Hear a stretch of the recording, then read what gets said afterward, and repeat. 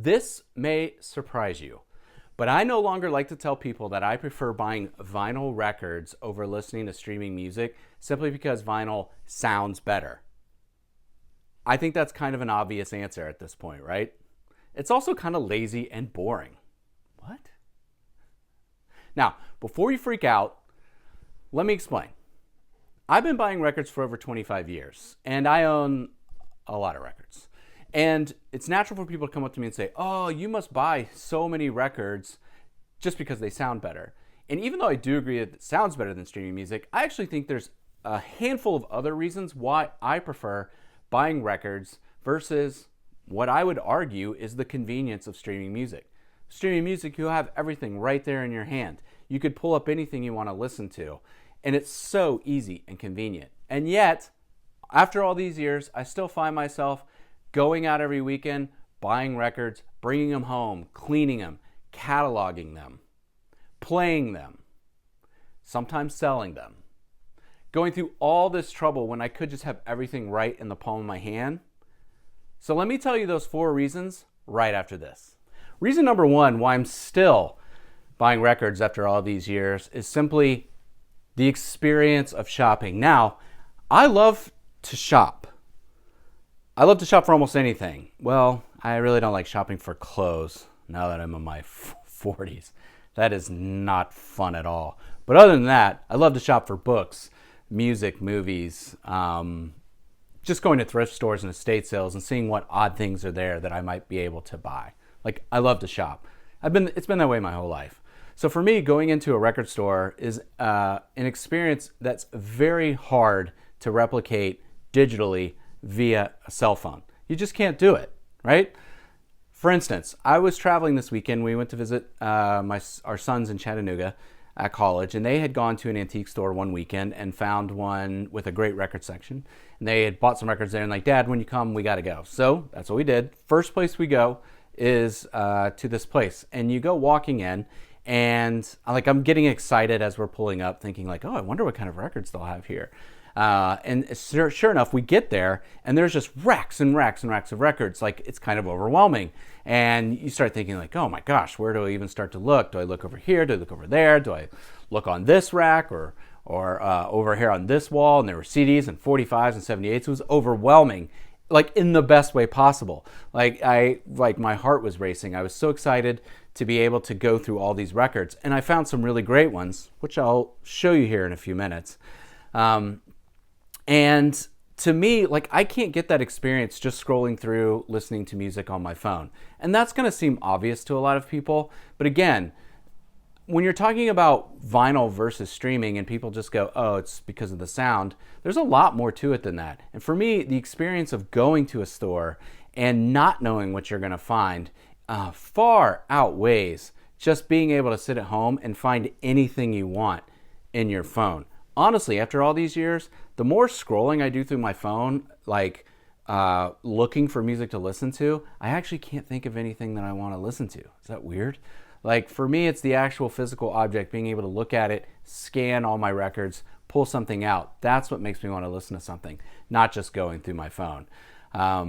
So that's the first reason. You really just can't beat the experience. Now, once you've gotten the experience of being in the store, then there is the sort of next reason, which I'm calling exploration. And I'll talk to you a little bit about that and show you some of the records I found in Chattanooga next.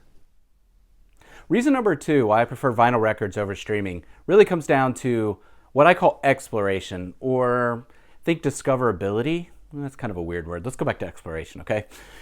What I mean for that is I like to explore music and try to find new and interesting things to listen to. And when streaming first came out, I thought that was going to be the answer for me. I thought I could find anything that I would want to listen to. And I could sort of go down these rabbit holes and playlists and find new things. And for a while, that was the case. But it never beat me walking into a store and just seeing records and going, well, that looks weird. That looks interesting. What is that? Let me pick it up, turn it around, look at it, and see. And this is what happened in Chattanooga. And I want to show you some of the records I bought and kind of use this as a as examples on kind of how I buy records and how it compares to, just not being interested in just finding things on my phone. So the first album that I found was Keith Jarrett's The Judgment. This is from 1975. I've actually never heard this album. I've got plenty of other Keith Jarrett records, but obviously the cover is what grabbed my attention first.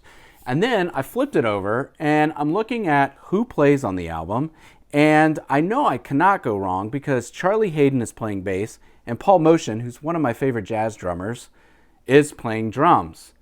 $8. It's actually 25% off $8.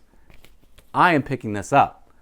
I've streamed Keith Jarrett plenty of times on streaming services. That album has never come up as something that I should be recommended to listen to. And speaking of Paul Motion, I found this Misterioso album, I think, from the early 80s, from the Paul Motion Quintet. This is actually an Italian press on Soul Note Records, 1986. Sorry, that's when it was recorded. And like, again, I knew I had to pick this up. Bill Frisell is playing electric guitar and Paul's on drums. Yeah, I'm taking this. Again, I've listened and streamed Paul plenty of times online. No one has ever suggested this to me. There's more. Elvin Jones, one of the greatest jazz drummers of all time. I've listened to plenty of albums he's played on. This one's never come up. Oregon with Elvin Jones, Together. I mean, just look at those dudes right there. Look at how happy Elvin looks right there, right? This has never, ever come up. Look at that. Like, yeah, I'm taking this home. Songs like Lucifer's Fall and, Teeth. I mean, recorded January 1976 at Vanguard's New York studio. I'm definitely checking this out. Again, never popped up in my suggested listens. Stephen Mikus with East of the Night. I mean, okay, look, this is ECM Records, and I love ECM, and they have put out so many albums, it's nearly impossible to know what is good and what isn't. So you just have to buy them, bring them home, and listen to them and find out. Stephen is playing a 10 and 14 string guitar here, and it's only 2 songs, East of the Night and for Nobuko. Apologies in advance, Nobuko. 25 minutes, 22 minutes, just 2 songs. Like, I've got to check that out. I have no idea if it'll be any good or not, but never heard of it, never seen it before. And last but not least, I was just excited to find this album. Of course, streaming services would tell me I should listen to this when I'm listening to all the other great bands of this era, whether it be Talking Heads, Ramones, Blondie, whatever. But man, it's really hard to find this album used in stores in good condition. And I found the Tom Tom Club's first album. It was $16, which isn't bad. Again, 25% off the $16. But it's gotten really hard to find this album at a good price in good condition. And the fact that it was in a Chattanooga antique store really surprised me. So why show you all those records? I would have never found those on a streaming service. Okay, I'm exaggerating. I shouldn't say I would have never found them. But the likelihood of me going really deep on Elvin Jones and finding that collaboration with Oregon is small. Same thing with Paul Motion and definitely the Stephen Mikus on ECM. Again, they've put out so much stuff. I'm not sure how I would have ever stumbled on that.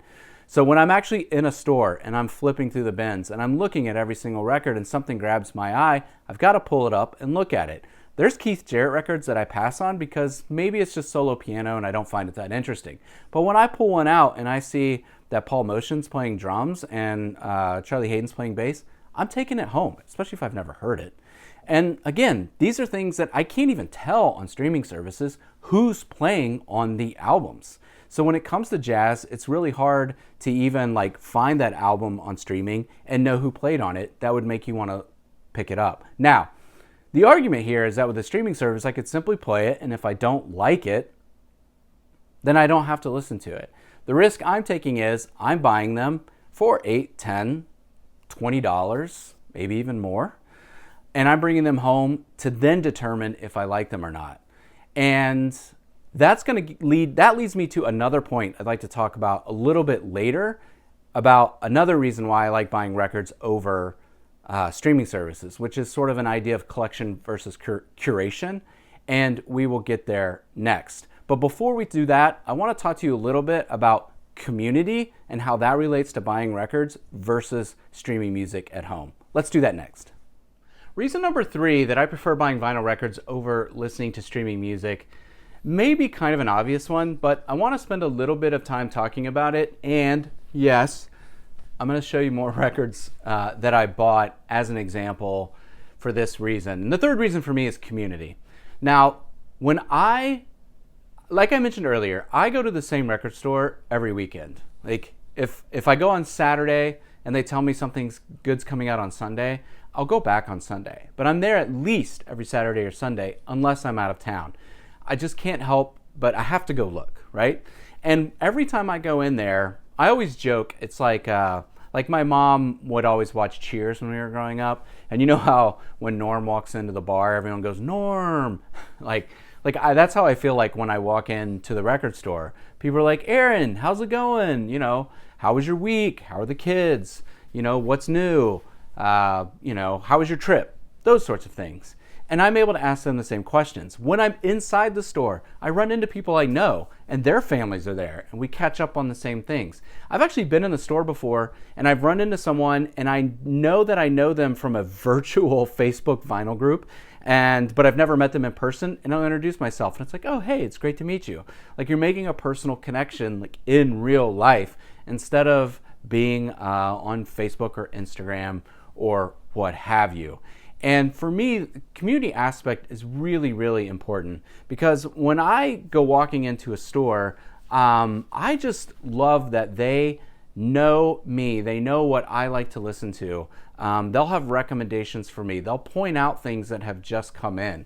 And that leads me to want to show you a handful of records because the last time I was at my local store, I was checking out and the manager said, hey, we're about to put out some records in this box over here. Do you want to look at those before you check out? She sees the word sucker written across my forehead. And I'm like, of course. And this isn't the first time that I've been allowed to do this. And I'm like, oh yeah, records nobody's seen yet? And I just get all excited. And guess what? There were some really great records. I'm going to show you what those were because they never even made it to the racks because I bought them. I'm sorry to everyone that is mad at me for buying these before they even got to see him. Aretha Franklin's Soul 69. I mean, that's a no-brainer. What's another one? Oh yeah, this one has gotten really hard to find actually. And this one actually has a check condition sticker on it, but I looked at it and it looks fine. It's gotten really expensive. But Minnie Riperton's Perfect Angel, always got to have a copy of that. Now this one, I have no idea what it is, and one of the records just fell right there. All the vinyl people are like, no, he dropped a record. I can't believe he did that. He should take better care of them instead of making stupid YouTube videos. He's destroying everything. How can he? Bellissima. More 1960s sheep hop from Italy. This is a compilation, and I'm going to be honest with you. Actually, I've been really busy, and I haven't had a chance to listen to this yet. But I think it's going to be really cool. That kind of goes back to my other point about discovering new things that you're not aware of. Like, I've never seen that before. So, I grabbed it because it could be really awesome. It could also be really bad. Okay, here's the one that fell on the floor. Oh, I shouldn't have said that because now people are going to the comment sections are going to explode because I let this one fall. Of all the ones, you let Miles Davis Nefertiti fall. Good news is it's not a far fall, okay? But yeah, that one was in the box. And I've had this on CD for years, but I didn't have the LP. So quickly grabbed that Miles Davis record. One more point about community. All these record stores are small businesses. Gone are the days of Tower Records and Blockbuster and Camelot, Sam Goody, what have you. These are small businesses. When we're buying music at these stores, especially when it's used music, we're helping a small business in our community. And to me, especially the older I get, I think that that's so much more important than sending a monthly fee to a streaming service every month. Now, I'm contradicting myself here because I pay for those streaming services. I pay for more than one, right? I like one's user experience a lot more than the others, but I like the way one sounds better than the other. I'm not going to call out any names here, but you could probably guess. And so, am I contradicting myself? Yes, I do pay for those services, right? Because I like to have them when I'm traveling or whatnot. But like, I'm just sending that money off to some giant corporation that's on a stock market that's making money elsewhere, and probably not even like, I don't know. I'll end at that before I get myself in trouble. What I mean is, I love putting money into small businesses. Like, I am a sucker for small businesses. I've like walked. My wife and I were in Savannah, Georgia, this summer, and there was like these little art pods like down like on in one section in downtown. It was like these little art pods these little artists would set up, and they have everything in there. And we went in one, and my wife was looking around. I was like, we have to buy something. You know what I mean? Like, this young artist has put all of her prints up here for us to purchase. We have to buy something. And you feel good because you're putting your money where your mouth is. You're putting it back into a small business. And I don't know, I come from a family that has small business owners. And I don't own a small business yet. But it's important to me that I know when I'm spending my money at these record stores that it's helping out that small business, which is in turn helping out the community. So community, there's sort of like the small C, like my personal community, the people I know. But then there's also sort of like the capital C, which is the city. It's the bands that get to play there on Record Store Day. It's people like me who get to DJ there on Record Store Day. It's the bands and artists that get to take their music directly to the record store and sell it there. It's the ones that get to play in stores in order to promote their albums when they come out. Like, these things are really, really important. It's the artists that are getting paid to paint murals on the side of the building. Like, all of these things are really, really important. And you just don't get that with the streaming service. You're just sending your money off into the cloud, okay? And there's nothing wrong with that for the convenience sake. But for me, community is really important. And small businesses are important as well. And that's why I don't think I'll ever stop buying records in stores. So I started this video promising 4 reasons why I still like to buy vinyl records versus listening to streaming music that aren't related to just saying that records sound better than streaming. And so far we've talked about the experience of shopping in a record store, the exploration of discovering new music, and the love of community and supporting small businesses in our cities. And the 4th for me is kind of like a trickier, kind of out there thought, which is something I struggle with a lot, which is the idea of collection versus curation. And I won't go too in deep on this because it could probably use its own video. But part of the reason why I still enjoy buying records is because it will, and after many years, you will have a collection of music. You'll have a lot of records. And at some point, you will probably find yourself needing to make a decision as to what you want to keep and what you want to sell.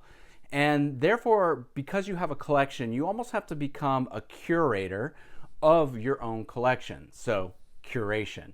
And when it comes to streaming music digitally, it's just all right there. You just play it, listen to it, play it, listen to it. Sure, maybe you curate it by making your own playlist or saving albums or what have you. But it's not really like, you don't have a collection of music on your phone with the streaming service. You really just have access to almost everything.